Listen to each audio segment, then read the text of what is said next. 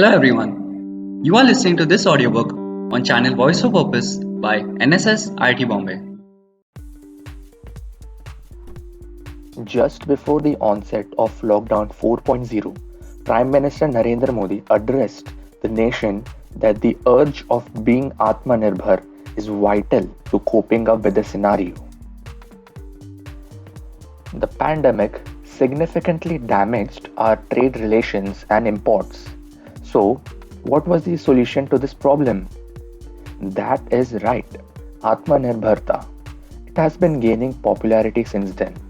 There have been so many efforts towards promoting India's manufacturing industries, and we can say that we are proudly living up to it. Our self reliance or Atmanirbharta can be highlighted by the works we have done. Before the pandemic, we had no PPE kits and only a few N95 masks, which were manufactured just for namesake. Our economy was hit badly by COVID, and it was not feasible for us to depend on foreign countries for import. Now, during COVID, we manufacture more than 5 lakh PPE kits and N95 masks every day. How did we achieve this? Unlike other nations, India didn't lose hope. We adapted to Atmanirbharta to such a great extent that Oxford Languages found it as the Hindi word of the year 2020. To bring to your notice that for every year, Oxford releases both Hindi and English words of the year. But for the year 2020, Oxford could not select any words spoken in English in the year 2020 that could summarize the whole scenario of that year. The word of the year's selection is such that the word should reflect all the hardship, situation, and culture of the passing year. As you can see, India's efforts towards being Atmanirbhar were so authentic that Oxford Languages had to choose it as the word of the year 2020, and on the contrary, it chose no English word of the year. This signifies and gives motivation to us that we must continue on the same path. Why being Atmanirbhar is the need of the hour? If you look at the companies prospering in India, you will get a clear idea. You hear people talking about brands like Nike, Adidas, and many more. These companies had a more extensive take on the GDP of India than the local products. In simple terms, GDP can be understood as the total value of the amount of goods and services produced in a country in a specified period, generally in a year. Since these foreign companies' products were diminishing the value of Indian products, we had to become self-reliant. The solution to this was the Make in India campaign. The Make in India campaign focused on promoting local brands, and the Government of India implemented it in 2014. We can see remarkable progress made by the local Indian brands like the PhonePe app. Nowadays, when people traveling by auto rickshaws can't pay the driver's exact fare, the driver, with a tension-free mind, suggests the customer to pay via PhonePe.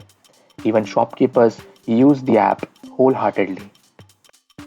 Coming to the automobile industry, Tata cars sold in India have flourished throughout the world now. Similar is the case with Royal Enfield, which is becoming more and more trendy. Reliance is the most prominent Indian industry in Asia. Not to forget, Amul, the result of the White Revolution in India, is the second largest dairy industry in Asia. During COVID, local brands like Lifebuoy and Dettol have contributed to such an extent that you can imagine the economic jump we must have gained from these companies. All these things are related to the economy, but let's face an honest question. As an individual, what can we do to promote Atmanirbharta?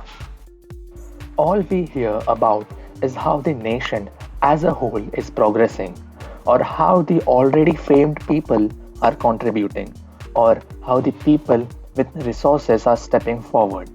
But as a student, a society resident, a middle class man, a differently abled person, or just another citizen of India? What can be done to promote self reliance? Let me give you an excellent example. There was a news regarding a visually impaired man who lost his job during the lockdown. But he didn't give up. Instead, he believed in Atmanirbharta and started a small business where he sells snacks that are homemade by his wife. This is an example of how just a common person can be Atmanirbhar. Students can be self reliant by studying independently and not being entirely dependent on elders to manage their time. Every student, normal or differently abled, has the ability to think beyond what is known or perceived. There is a leading example of what I just said. A certain student studying mechanical engineering at CMR Institute of Technology in Bangalore suddenly lost his vision after being diagnosed with dengue. We can't imagine how devastated he might have been. But his friends didn't lose their buddy behind. They made models so that he can touch and clearly understand the moving parts inside the machines. His friends embossed diagrams on paper so that he could feel them and reproduce them on paper during exams. Finally, he passed the exams with distinction and graduated. Further, he was also helped by Enable India, a non-profit organization. This example must not be misunderstood in a way that shows the helplessness of the person who lost his vision, but it must be seen as how the unity among students helped the visually impaired person and has now created an opportunity for the young man to help another visually impaired person in such cases. Visually impaired people who are literate enough can start a venture wherein they read braille books of different genres and record them as audiobooks that can help other fellows. This would definitely create an excellent example in the society. Recently, a professor and a research associate at IIT Kanpur developed a novel touch-sensitive watch for the visually impaired. This not only expresses the thoughtfulness of the people, but furthermore gives us hope that an entirely self-reliant India is not too far from us. So many examples and achievements, yet there is still more work to be done. These give us a glimpse of how India used to be and how it is now.